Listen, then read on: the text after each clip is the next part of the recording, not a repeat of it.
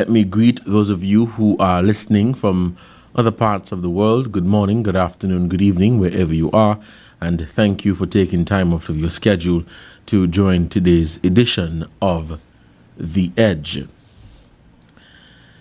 This week, leaders from across the region met in Jamaica for the 49th meeting for CARICOM, where heads of government met to discuss regional cooperation and how islands can better work together, and to look at a number of shared priorities.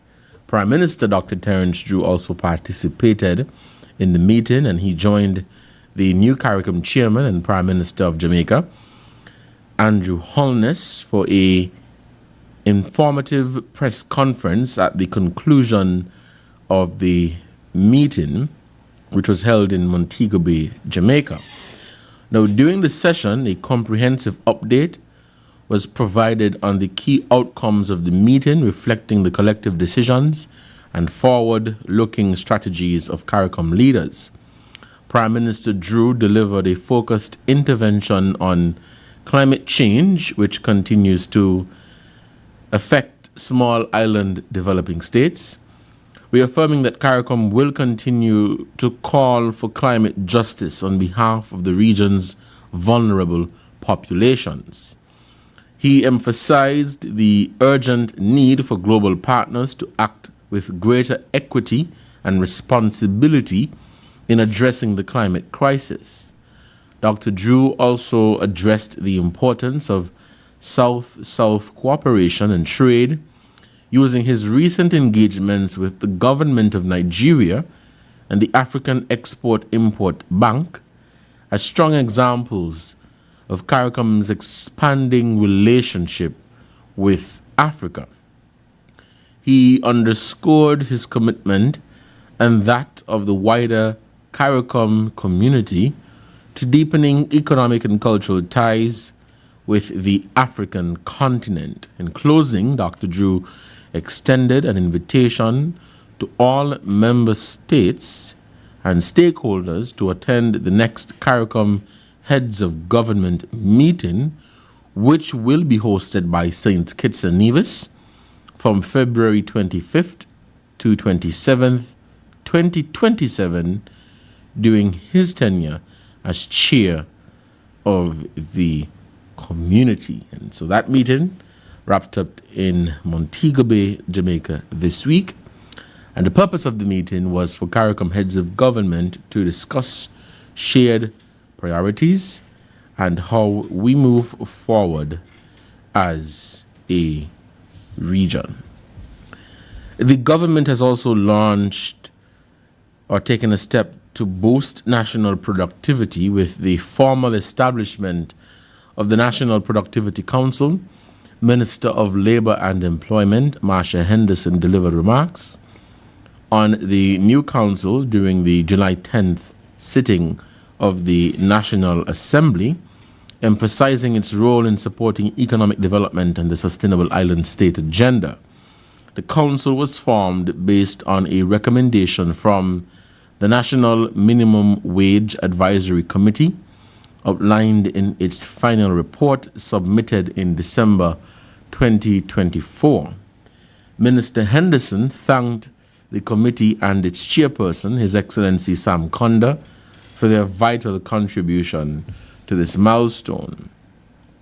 Quote, the rationale for the establishment of the Productivity Council, like I said, came from the recommendations of the committee. One of the recommendations listed in the final report published on December 5th, 2024, specifically recommendation 3 at page 18, says any future increases in the minimum wage should take into consideration the issue of productivity, hence the importance of such a body, said Minister Henderson. She underscored the link between productivity and national development, referencing comments made by the governor of the Eastern Caribbean Central Bank, ECCB, Timothy Antoine, during the 2025 National Budget consultation last year. The governor identified productivity as a critical factor in achieving a 7% annual growth rate and doubling the national GDP from 2.3 billion to 4.6 billion. The council is mandated under the National Productivity Act number 3 of 2014 to promote a culture of productivity, efficiency, and innovation across both public and private sectors. It will also facilitate collaboration and the exchange of best practices while working to enhance productivity in the civil service and the wider workforce. The minister noted the significance of the council to the broader vision of national transformation. Minister Henderson also provided context for the country's minimum wage progression over the past 2 decades, culminating in the current phased increase from $10.75 to $12.50 per hour based on the 2023 committee's recommendation. A monitoring committee chaired by Patricia Welch of the ECCB was established to assess the impact of the increase and guide future adjustments. Earlier this week, Her Excellency, the Governor General, Dame Marcella Liebert, administered the oaths of office and presented instruments of appointment to 8 members of the National Productivity Council, namely Sam Conda as chairperson, Jeffrey Berry, Irvine Daniel, Farida Hobson, Kevin Barrett, Kivian Hodge Huggins, Mark Wilkin, and Deshe Dorr. The National Minimum Wage Advisory Committee comprises representatives from the Eastern Caribbean Central Bank, the St. Kitts Nevis Trades and Labor Union, the Chamber of Industry and Commerce, the Ministry of Labor and Employment, and nominees from the offices of the Prime Minister, Deputy Governor General for Nevis, and the Premier of Nevis. We'll take a break, and when we come back, we will continue the conversation here on The Edge. Stay tuned.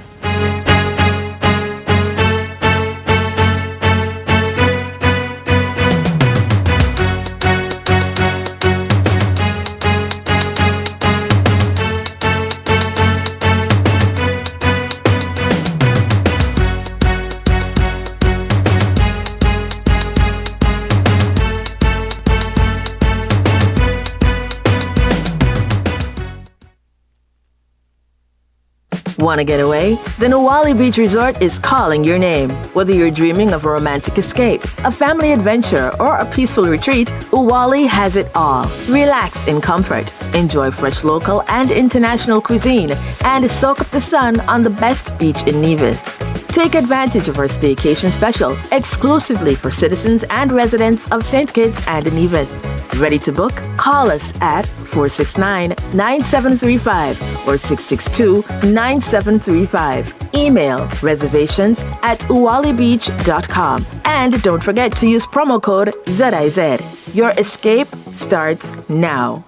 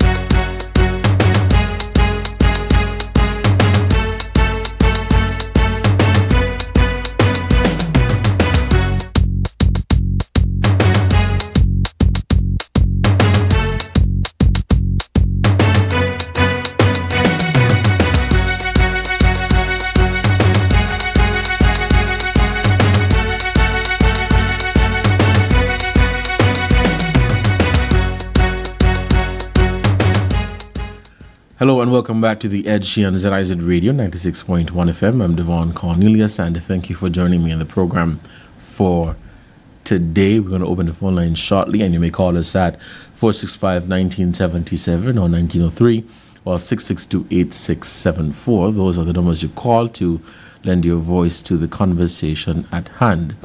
Earlier this week, I mentioned that the minimum wage for St. Kitts and Nevis, which is currently $12.50 per hour, is the highest in the region. I would like to correct that statement. The highest minimum wage in the Eastern Caribbean Currency Union, the ECCU, is actually in Anguilla, where it stands at $16.20 per hour. My initial comment was based on information from the St. Kitts Nevis Information Service, as reported by them, and so they would have to review and clarify their reporting so that the public is not misled. And I use this opportunity to apologize for any confusion as it relates to the minimum wage, and I thank my listeners for keeping me accountable, and I believe I have a duty to correct the record and maintain the trust that you place in me every day. So the minimum wage is $12.50 per hour for St. Kitts and Nevis, and the highest minimum wage in the ECCU, that's the Eastern Caribbean Currency Union, is in Anguilla, which stands at $16.20 per hour. Now we have some callers on the line, so we'll head straight to the phone lines and we'll take these calls. Good morning, caller. You're on the air. Hello, caller. You're on the air. Good morning. Caller? Okay, let's hit this other one. Okay, we lost that one. Okay. The phone lines are still open. 465-1977 or 1903 or 662-8674. Call us and lend your voice to the conversation at hand. You are listening to The Edge for Friday, July 11th, 2025. Let's head back to the phone lines and we'll take this call. Hello, caller. Good morning. You are on the air. Greetings. You are on another line. You hearing us clearly? Yes, I'm hearing you. Go ahead. Okay, great. And I'm hearing you too. Okay. The minimum wage is $16 an hour. Where you say Anguilla? Anguilla, yes. $16 $16 and 20 cents. Remember, Anguilla, their official currency is actually EC, but they use a lot of US down there. Yeah, we know. You're talking about hearing you. We know they use a lot of US. We've been there, we've seen it, you know? Okay. So $16.10, that is great. we always at the time, up to the time, maybe at $10. Ours was recently $10.75, but as of July 1st, 2025, it is now $12.50. Great. All right.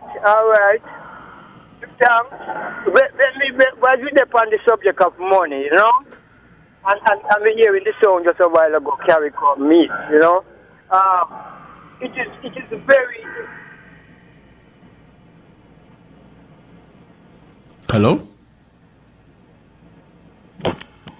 I'm not hearing that caller.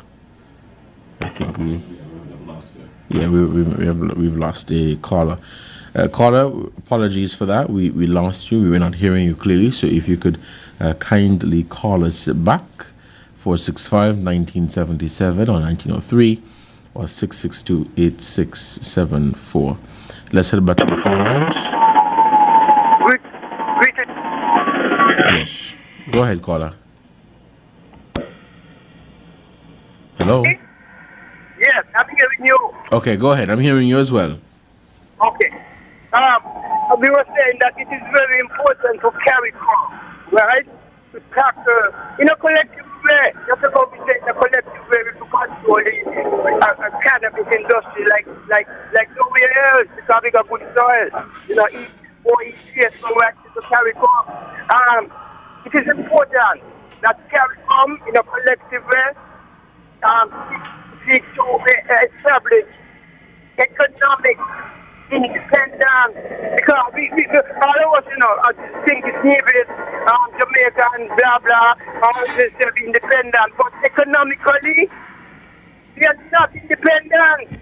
And that's a serious issue. So we're talking about minimum wage a while ago.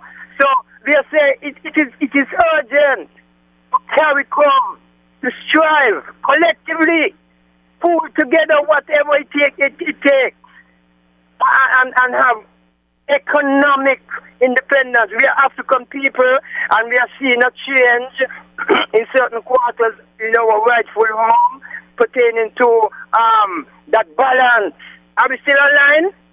Yes, we are. That balance and the service to the masses of the people. There's a saying in Burkina Faso that no family, no individual are invisible. You know how wonderful that is? I mean, we are 68 square miles with a population of 40, 50, 60,000. Some of them come from somewhere else. But that same, most of we are the same thing. This is capital obviously. We must them get we act together, right? And doing so in a collective, collaborative formation is the best way to go up to the time. Yeah? It's up to the time. All right, caller. Thank you so much for your contribution to the program. It is, we have another caller? All right, we'll take this call. Caller, you're on the air. Good morning. Hello, caller. You're on the air. Good morning. Sorry about that, brother. Happy Friday to you. Trust God, it's Friday, Monday day. Yes, please. Do you know we got the highest to pay the thing wages, you know?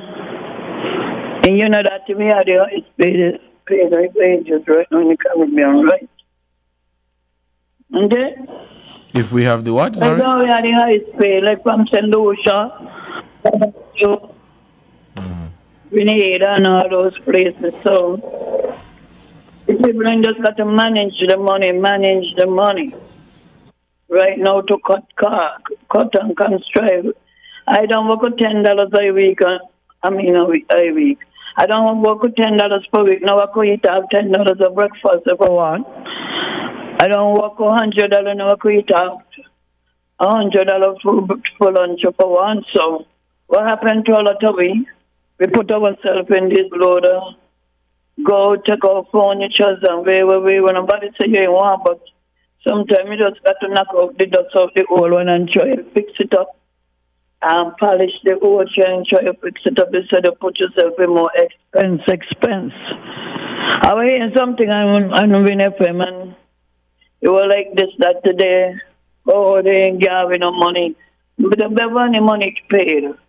The money paid, but when the money paid, who was in?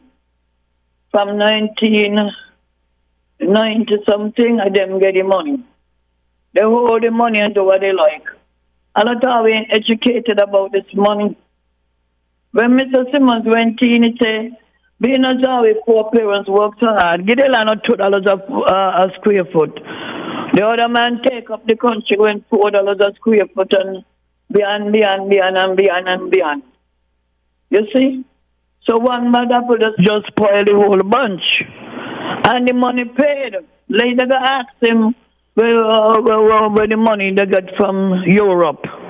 But then I should they ain't shit out. They keep it down, make after we look over here, people say he got 17 house. He must have got 13 hours. And he got this and he got that. And that shouldn't have been because we ain't got the right law here. In the state now, we either got to get an account or we come by them houses. People say, he was a doctor and the all. I said, sorry, we don't let my great-grandfather come out and that don't mess the date, baby.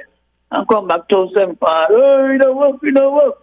You say we ain't got a good hospital up to now. The young man just got to come in and say he's trying to get one. Mr. Joe, don't get you, no let them kill you here. Because the money was taken. The Europe money paid.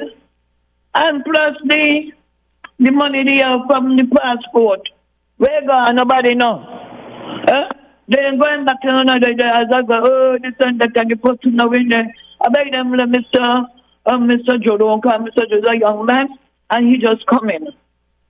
The guy let the thing took we all in the state up to yesterday. Somebody tell me the one after he got big houses and all them in the state and all them there. Huh? The government, they not develop the country. We get too much money, Devonne. Pass to think it to not develop. We ain't supposed to go in and buy. We wasn't to go and buy no Colombian. No, don't buy Santa Domingo to get no operation. You would never ask your mother or your grandmother like me. Ask your grandmother because you're young boy still. People used to come here from St. Martin for two doctors. I could remember good.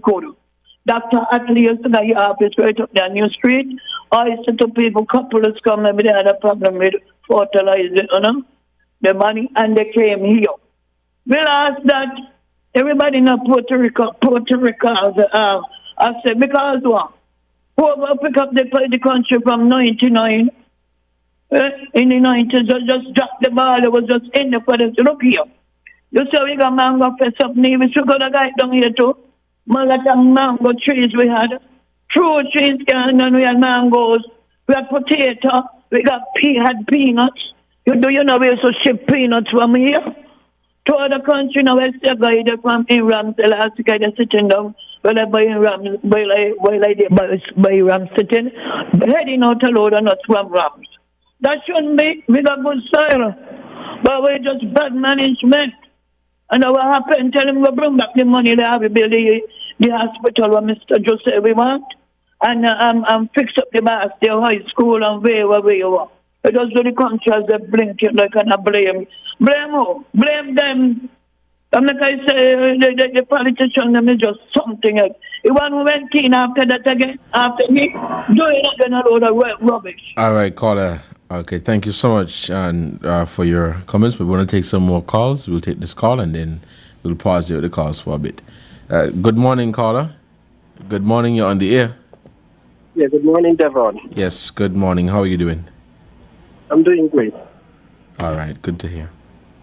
Devon, just after the Prime Minister returned from his trip to Nigeria, I think, he was on air and I wanted to, I made an attempt to get in, but my call wasn't successful. My question I wanted to ask the Prime Minister then, as he claimed that he just returned from Nigeria, I wanted to know if the Minister of Agriculture accompanied him on that trip. Why, Devon? Now, the continent of Africa have a lot of organic seeds for agriculture. For me, Devon, I'm looking at the events that are happening globally, wars, rumors of wars, and we have a lot of it is spilling off onto our continent. At the same time, there are certain philanthropists who are pushing GMOs on the continent of Africa in areas like Uganda and Ghana. Now, why I wanted to know if the Minister of Agriculture went with him is because we have to focus on food, Devon. Because while these Europeans are at war with their nuclear weapons and all of that, now let us just suppose that one of them, whether Putin or Trump, would pull the trigger on a nuclear missile. The havoc that is going to do to the ecosystem, it's not going to just affect the planet, it would affect animals, birds, fish, and us, Devon. Now, here we are in St. Kitts and Nevis with our agriculture land from cultivating sugar, and so much of it, of our land, are now just lying there. Are we getting the bigger picture of what awaits us ahead in the future? Devon, today, we are importing food from our enemy. Make no mistake about it. We are importing food from our enemy because, Devon,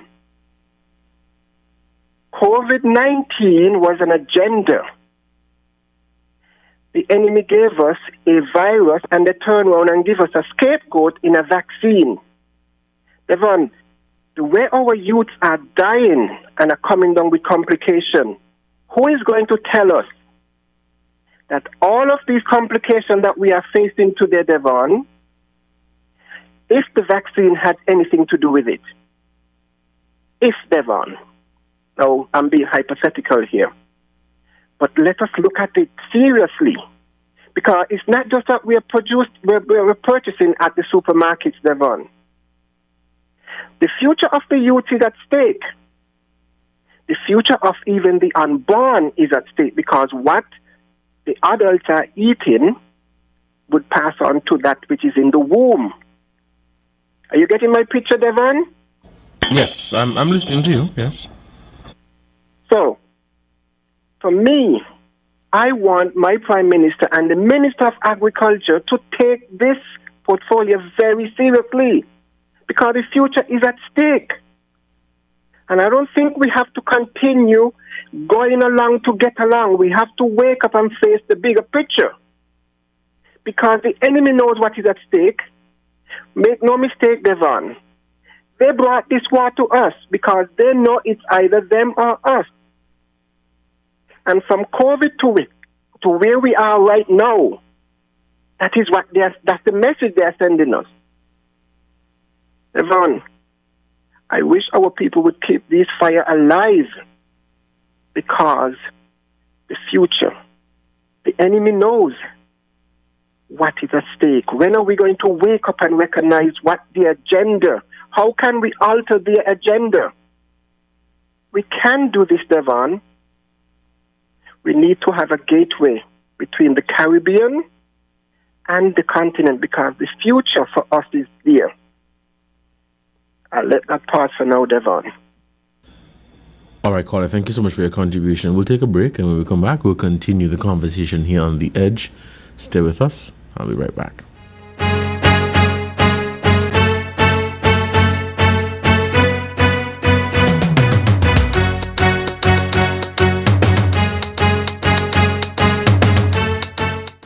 The Caribbean's greatest summer festival, Antigua Carnival 2025, July 25th to August 5th. Get ready for music, mass, band, fets, and non-stop vibes. Mark your calendar and don't miss a single show, a single fet, a single unforgettable moment. This is more than Carnival. This is the ultimate experience. Follow the vibes. Instagram at Antigua Festival Official. Facebook at Antigua Carnival. Vibe responsibly. Antigua Carnival 2025. It's a vibe. It's a vibe, come alive for me.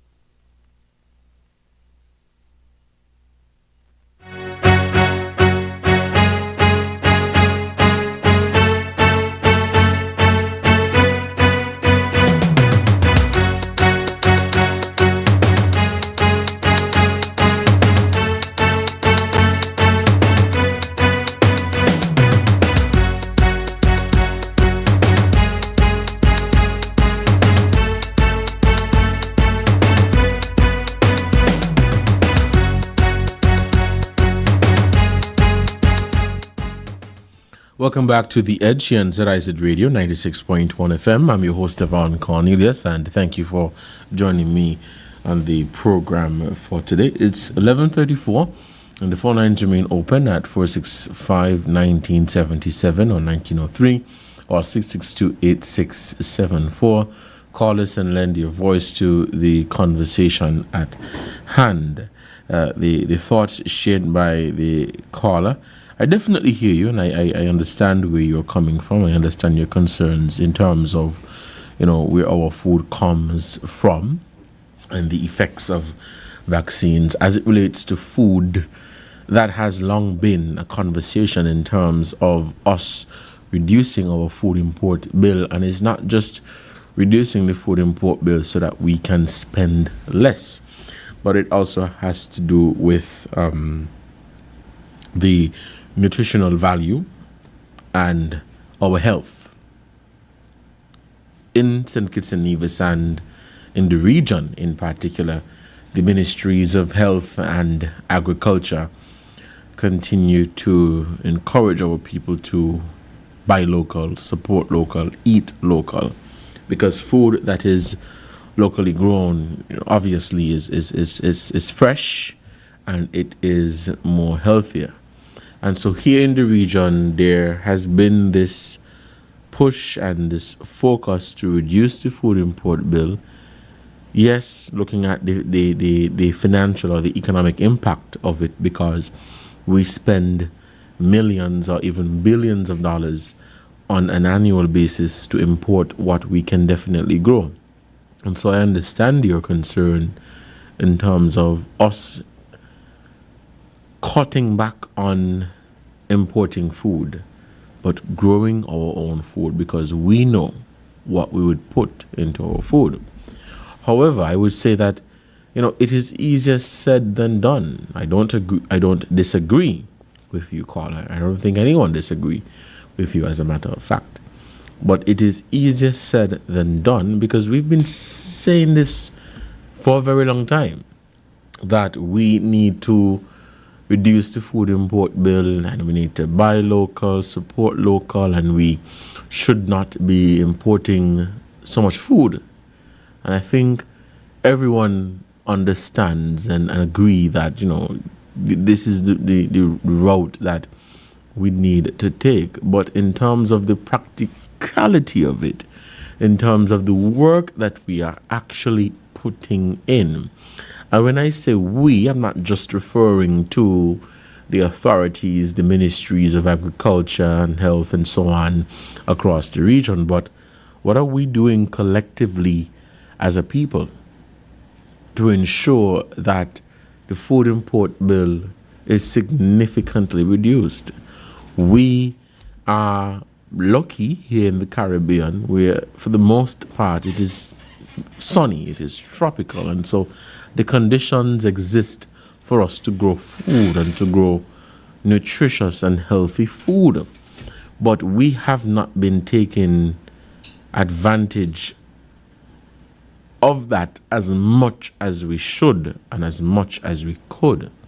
And so that is why each year we spend millions and billions of dollars to import what we grow here in the Caribbean, here in St. Kitts and Nevis, and that is alarming. And of course, every year we hear about the statistics about the NCDs, the non-communicable diseases, and some people fear that it is because of the food that we consume. Most of them have been processed, and so there are chemicals and all of these different things in the food and so on. When you have fresh food, then you don't necessarily have that concern. But all in all, caller, I agree with you. There's a lot more that we can do. We had this 25 by 25 agenda. You see where progress was made, but there's a lot more work that needs to be done. I think the target now has been pushed to 2027. Now, even though we have not achieved that goal, it does not mean that we should throw our hands in the air and say, well, we are finished with that. We are no longer going to be pursuing this agenda in terms of reducing the food import bill. Just as how we tackle the issue of crime and violence, and we often say that it requires an all-of-society approach, I think the same mindset needs to be had as it relates to the food import bill and other areas. It needs to be an all-of-society approach. Of course, when you're talking about the technical aspect and the financial aspect, then the government would have that type of resource. But in whatever area that we can assist and whatever role we can play in reducing the food import bill, I think you're going to see the needle moving just a little bit faster than it is right now. It's 11:39 and we're taking your calls. You have a caller? All right. The phone lines remain open. Call us at 465-1977 or 1903 or 662-8674. We'll head back to the phone lines and we'll take this call. Good morning, caller. You're on the air. Yes, Devonne, me again. Sorry about that, Mr. Paul. I'm really pain a little more than us. But so I was in the battle, the guy was speaking about the payment. I didn't get it clear, you know, to be correct. We have money. Everybody asks where the money gone. Everybody going to do what they like with the money. Where we going? It's like you a child and you got money, you got 5 children. Then because you got money, everybody come, Mommy, I love you, Mommy, I love you, and this annoying. You just want to be in you tell him, oh, okay, I'm going to put your name on the back book and we will. You tell the other one, I'm going to give you some, tell she, when I put the name on the back book, she going to give some. When you come to, you pass away, they still a hall and pull. You know, here, Mommy say, well, half. About 50,000, 25,000 for one, and the other 25,000 for the other one. We ain't got no honesty in what happened. When Devonne is a young man, you were supposed to come in running your little own business now. How things was tap.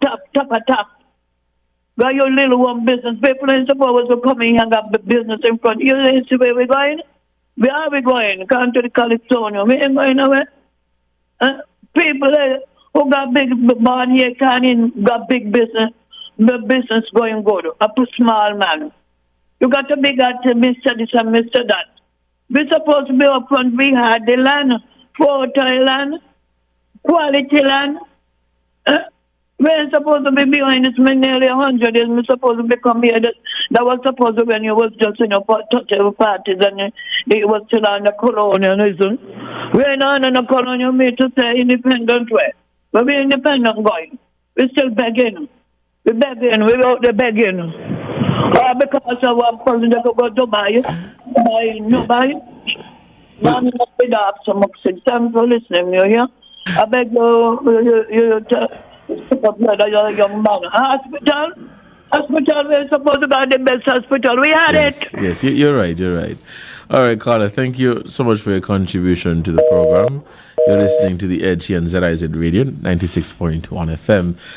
Even the biggest countries in the world, they too would have to ask other countries for assistance and so on. But I get the point that you're making, Carla, and one that you've made passionately, that we ought to have been further in terms of our development. You previously made mention of funds that we've received from the CBI program over the years, and I understand your point. And other people have made that argument that St. Kitts and Nevis could have been much further if the funds from CBI were used, let me say, more responsibly. Because when you look at the figures that we have received over the last 40 years, I mean, you're talking about billions of dollars.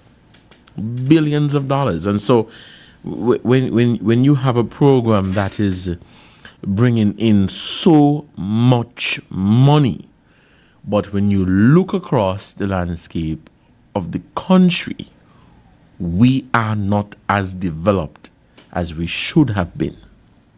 That is a cause for concern, and I'm saying the last 40 years. And so there's a lot for us to look at. But even if you're a fully developed country, you have the US, Canada, and those larger countries.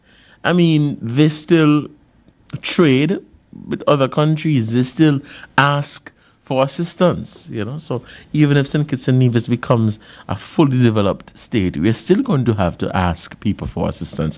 We have a caller? Let's take this call. Good morning, caller. You are our final call. Go ahead. Good morning, Devon. Good morning. Yes, how are you doing? Yeah, not too bad. Devon, since in the week you had the thing about young people going to music festival at 15 years and under 15 years and everything, right? But my point of view, that suppose you got a young talented artist, you start young, and that he what you want to do, sing, cut record, and sing music, and be an international artist going out there go sing.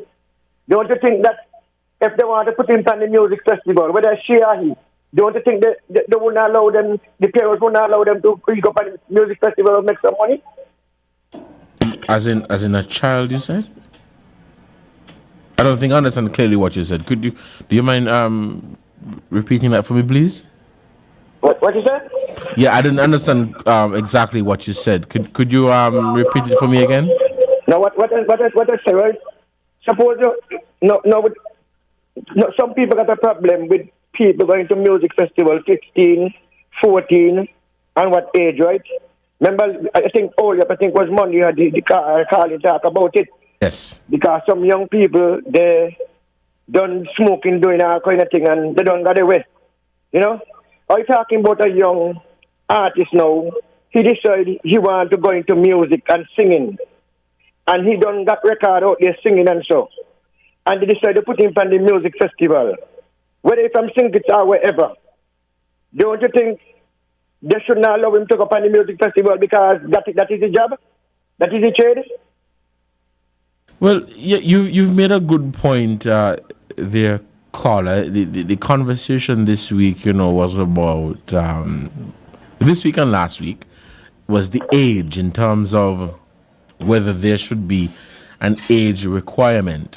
So you're saying if you have somebody who is, for example, 16, 17, but that is what they do, you're saying that they should be allowed to perform on the stage for music festival, just to be clear? Because, Devon, let me tell you, one time in Nevis, right, a young fella, the Inspirer, he was 11 years. Or 11 years after 14 years. And he sing to good calypso. Yes, and yes. they pick him to sing in the calypso final. Mm-hmm. And he come king. Mm-hmm. And he wasn't 11, but he was a little older than Marshall Montana went into calypso when he 11 years and make the final when he 11 years. And Natasha Wills now also too. So don't you think that they shouldn't allow the young people them to go in the savannah or go watch the young man 11 years sing?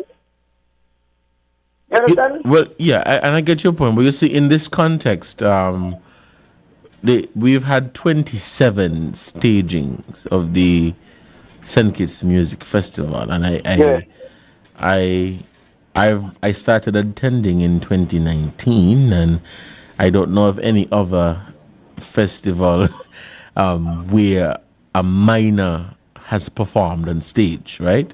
But I get the point what you're saying. For example, in Nevis, when you had the Inspirer who came out on top amongst the older folks or the older Calypsonians, I understand that. Yeah. But in this context, as it relates to the St. Kitts Music Festival, we are talking about adult entertainment or but let me be careful with that because adult entertainment could be something else. But we are talking about entertainment for adults. We're talking about those songs that have profanity and them kind of stuff in it and so on. We are saying that children should not be, or parents should not expose their children to that. Yes, you're going to hear it at the barbershop and in town and these different places and so on, but you should not be you should not be allowed, rather, to go to these type of events. But the point that you've made, though, is a really good one in terms of if you yourself is an artist at 17 years old and you're on the stage, okay, I can understand that. Yeah, okay, then never. Yeah, okay, I understand. Yeah, okay. Yes, all right, caller. Thank you for your contribution to the program. It's 11:49 and you're listening to The Edge. So I totally understand where the caller is coming from, making reference to people who are entertainers, but they are teenagers. That's not something new. We have people in St. Kitts and Nevis, in the region, who are very much into music, and globally, who are very much into music and who have performed on stage. On the global stage, I think of, I don't know, what's her name? I'm not even in touch with the names, but Beyonce's daughter. Let me jump. She on stage, Let me jump in there and just sort of put a spoiler there. Mm-hmm. There's no way, no how, a youngster in his teenage would have the repertoire to go on the music festival, because you got one song that might be working for a year. Don't take you to the music festival. You have to have a show. You have to have a repertoire. But so you're not from St. Kitts and Nevis, you mean? From wherever. No, I disagree. If you have a repertoire, right, it means that you are about 19 years. Because you started maybe 13, you got 5 good songs, right?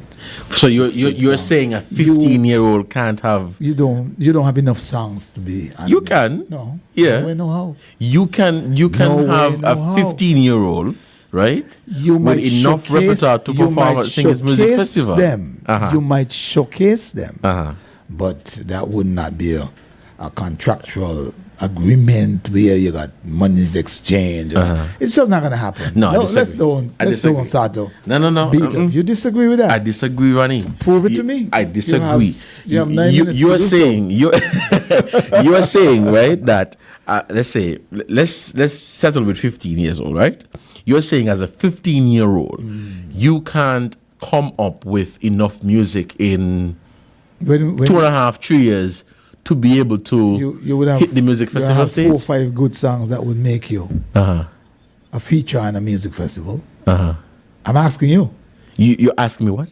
Would that person have 4 or 5 good songs that can make a whole session for a music festival? Yeah. This is not about a one song. Yes. A lot of times when we say a fella come here with a one song, he don't have one song. He has songs that he has made before. But how many songs did he perform? But he only have a one hit. But how many songs did he perform? As a matter of fact, a lot of the people who performed at Singers Music Festival this year, many of them performed either 1, 2, or 3 of their own original music. Name one of them that was 19 or 16 or 15 or 13. So you okay, and we're dealing with the age, but you're saying that as a 15-year-old that you can't come up with enough a lot. Repertoire music or whatever the case is, and I'm telling you, I disagree. 13 years old, you have enough songs to hit a music festival. Yeah. You're Michael Jackson or what? So, you just carry home the point. Yeah, but at 13 years old, Michael Jackson could have performed for Singers Music Festival. That's not happening right now. I disagree. Point to one. You just said it. But point to one. No, you just said Michael Jackson. I say it's not happening now. That's when people was into music. No. People were into music. The point you made, Average right? artist right now can't tell you he grew up in a musical home. He just happens to. The point you made, Ronnie, was that it cannot You're not following happen. What's happening right now, are you? The point you made. need to follow what's happening The point you made was that it cannot happen. Because of and age. then you came back and said Michael Jackson. Because of so age. You just helped me make the point that it can happen. I'm speaking about today's world. Okay, today's Michael Jackson and those guys was exceptional. They came from musical background. I don't disagree. They came from recording background. They had access to all type of musical endeavors. Okay, you don't see that right now, do you?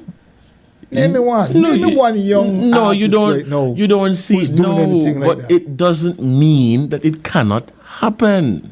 Anything because in the world can happen. I'm telling you it's not going to happen right now. The caller wasn't necessarily speaking. Anything in the world can happen. Hold on.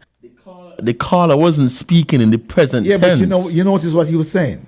He was saying that if one of those young persons happens to be on the music festival, is it okay for the young people to go and visit the music festival or attend the music festival? Yeah, I don't see nothing wrong with that. Yeah, because it appears they're performing I don't and so see on. nothing wrong with that. But I was trying to show you where the reason why it's not happening at the moment is because the young folks today who are into music, they either started when they're 15 or they're 16 or you gotta start when you're 8 and 9. And I understand your point, but I am telling you. Let's go with what's going on. No. Don't tell me about the past. No. The past is a total different. Me not bring out the past, or you tell me about the past. You, are you in the past by naming the name of the past? But I disagree. I'm saying that as a 15-year-old, you can have enough music, you can have a repertoire that would put you in a position to perform at the Singers Music Festival.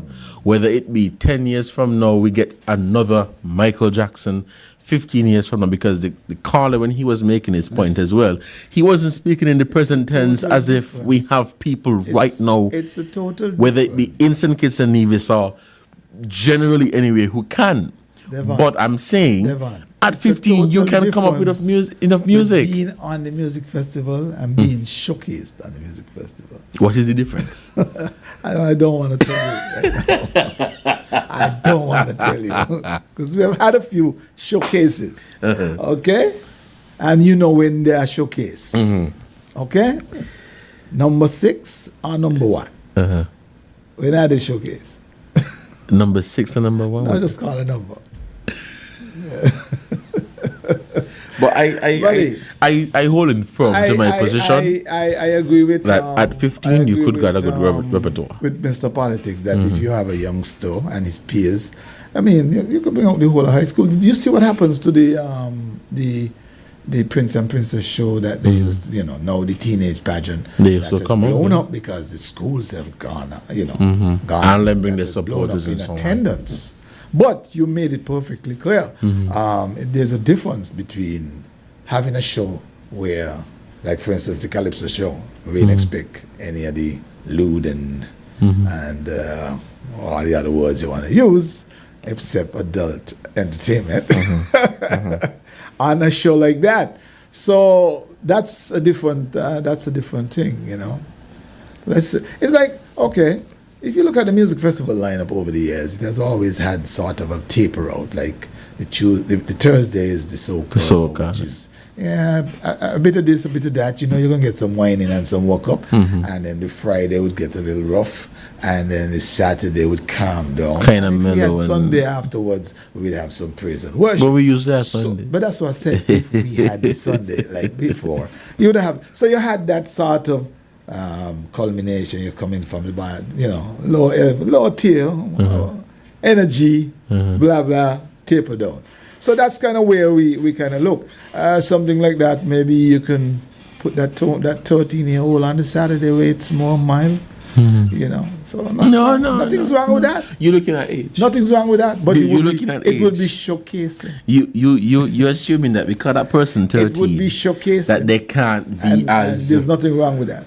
They can't be as let me say wow. A 13-year-old could come up with 4 great songs. A 13-year-old could outperform Vibes Cartel, Spice, Buju Banton. There's somebody up there waiting for you when you go to things like that. Well, I stand in firm. You're talking about some stand in firm, but I'm telling you, some fellas with some major fans. But even today, you find people who see. I don't want to look at age. There are people who are 10 years old, right? Who have a more. That's what I'm looking for. Their voice is a lot more round and a 10-year-old voice ain't developed as yet. I can't find it. No. Hold on. Somebody who knows music. No. Hold on. A 10-year-old voice has not developed as yet. His voice is going to change. By the time he's 13 and the Adam's apple drop, he's going to get a different voice. I'm speaking from a musical standpoint. Cannot be rounded. There are perhaps rounded wasn't the choice of word. I should have used, but there are 10-year-olds today singing who sound far better than people who of course, in their 30s. You're always gonna have people who are better than people. No. Come on, you can't use that as a justification. Regardless of how great you are, there's somebody greater than you. There's always going to be somebody greater than somebody. Hence the reason why I said at 15... It's a possibility. It's a possibility. Okay. I agree with you. It's a possibility. All right. It's just not happening right now. I'm not going to back nobody. That's left with the present. That's left. I am dealing with the present. That is left to be debated. That is what I'm saying. I have not seen any of that, and when I see it, I'll be like, yes, I'm going to fully embrace. Because like I said, if we have one of those, I don't see a problem with full attendance of teenagers going to the show. Yes. Yep. All right. You've been listening to the Edge here on ZIZ Radio, 96.1 FM. I love talent. I'm Devonne Cornelius. Thank you so much for your contribution. Until next time, you guys stay safe. Don't drink and drive. Don't text and drive. Enjoy your weekend. See you on Monday, same time, same station. Take care.